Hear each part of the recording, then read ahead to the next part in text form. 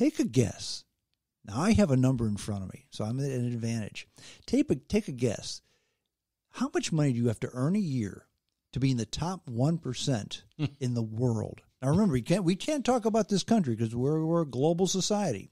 The top 1% of the world, what do you think you need to earn a year?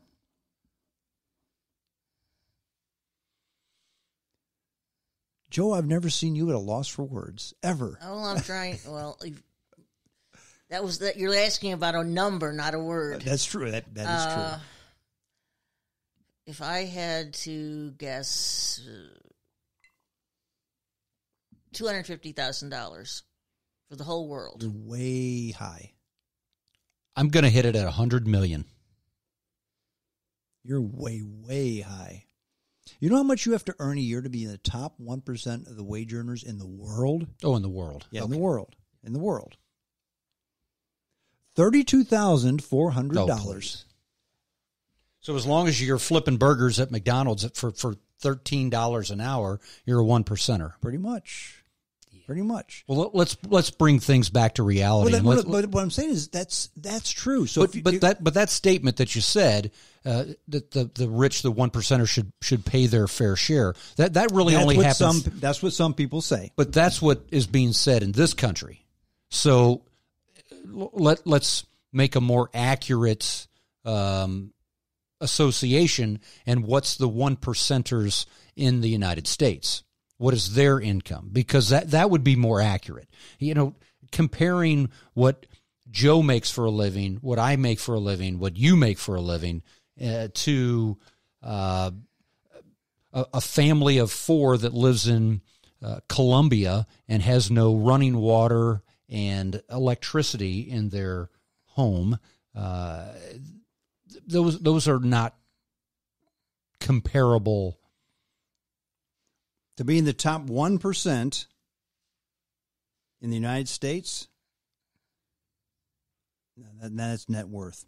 To be in the top, I'm trying to do this research on the fly. I shouldn't do that. Average wealth per adult in the United States is $403,000. Well, median wealth, in other words, 50%, $61,667. That's 50%. Okay. But that's the United States. Yeah, and that still doesn't say that's the 1%ers. So, you know, when I think, let me ask you this, Joe. Who comes to mind for you when you think of a 1%er in the United States? Warren Buffett, Bill Gates. Yeah, those guys. And any of the Walmart, Walton family. Yep. Yeah, exactly. You know, some older families that came to my mind initially, the Kennedys, the Bushes, the Vanderbilts, some of the big icons coming through when America was being built. Right. That's who I think of. You know, and these were people of the captains of large industries. Mm-hmm, mm-hmm. Rockefellers. Exactly. Yeah, exactly. Mm-hmm. But if you're talking the world and we're a global society, $32,400, folks, you got to figure. You take a country like India, where most people earn, I don't know, what, $1,000 a year, $500 a year.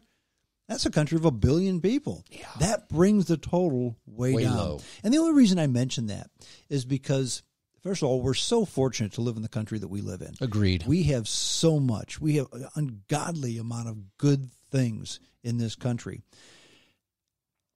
And if you're going to point a finger at a Walton or a Vanderbilt or any of the people that we mentioned and say you need to pay more of your fair share, be careful, because you're a 1%er. Good chance you're a 1%er. Maybe you're worldwide. There's some child in Lesotho, some family in Lesotho or Botswana or India who could really use your help.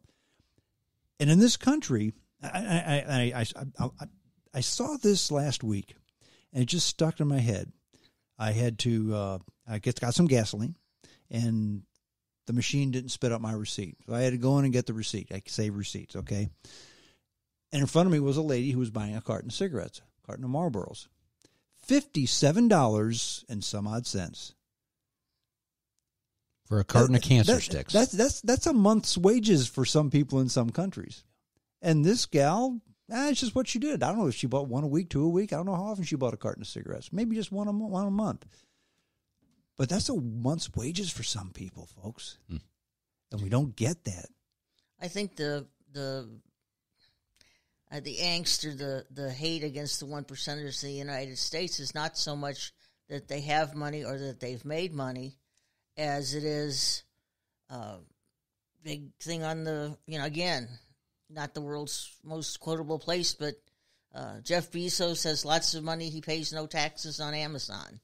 I think what most people are upset about is if you have a median wage, $40,000 to $75,000 for a family, and you're paying 28% taxes, and yet you're being told that these other people are not paying taxes.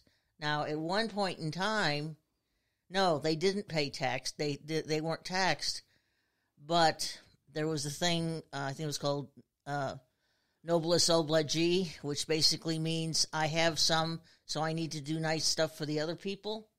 The Carnegie libraries, for example. Sure.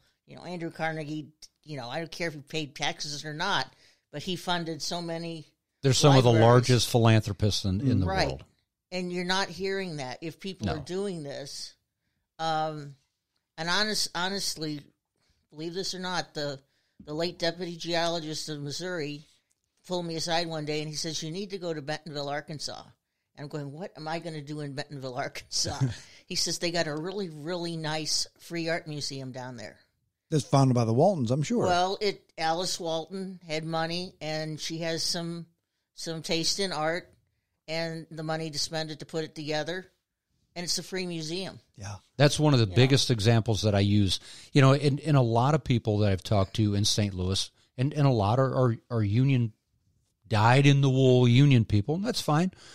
They hate Walmart. Oh, I won't shop there. They're Walmart, they're the devil. Now, time out.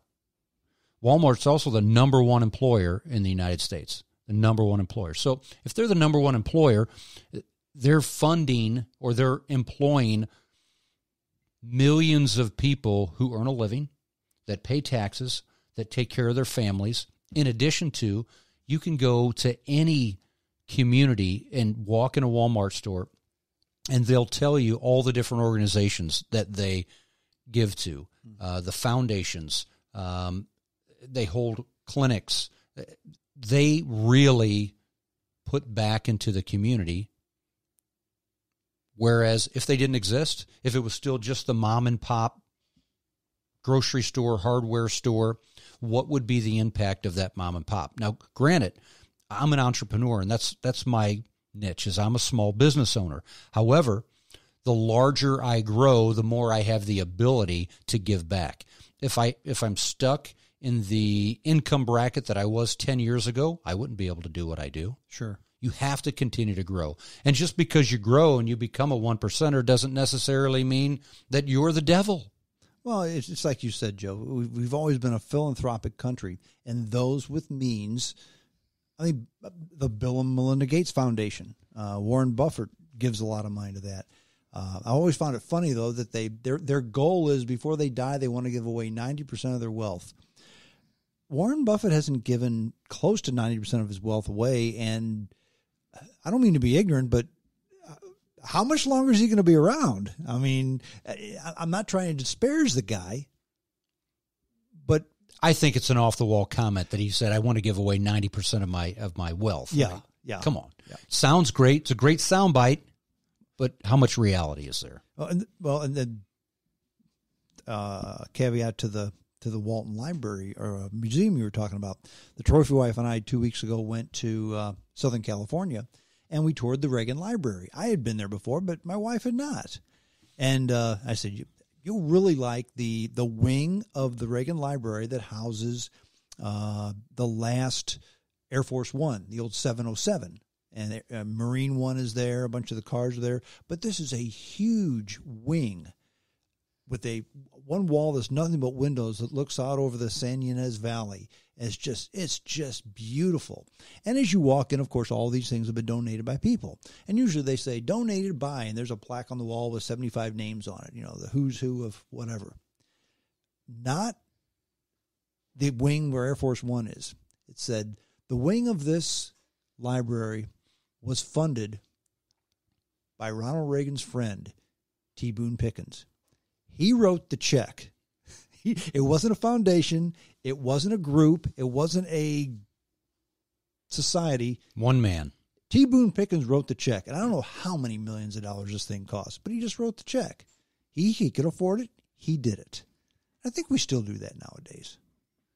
Well, not the collective we. They, how about they? Well, Ross Perot was another a huge philanthropist that wasn't really publicized. He had massive organizations that gave back to the military and to veterans because that's what he felt a closeness to. Mm-hmm. And it wasn't until his recent passing that a lot of that came out in the public and was described for what he did. Everyone sees him as the little businessman with the charts and the graphs and the bad haircut. The funny-looking hand grenade with the bad haircut. Yeah. No, he was, what was the organization he founded? It was a record-keeping company.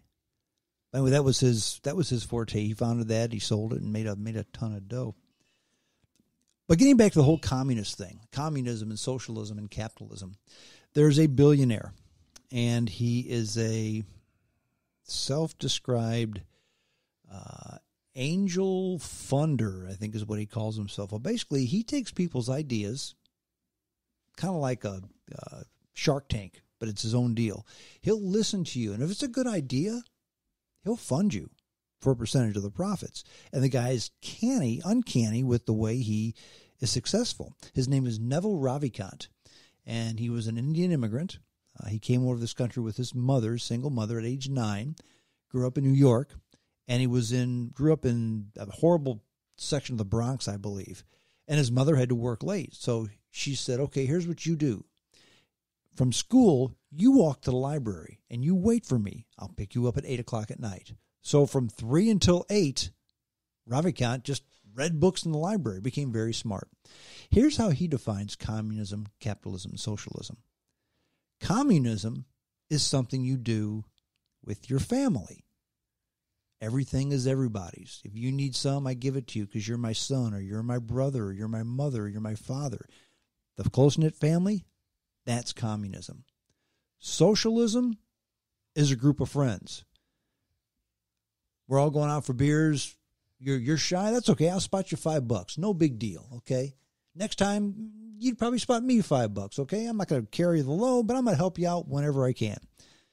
Capitalism, that's what complete strangers, how they treat one another. So I thought that was an interesting definition of communism, socialism, and capitalism. It kind of fits. I guess the one thing, where would you put, and to me it is a form of socialism, but it's not a controlling form because you have co-ops. You have credit unions.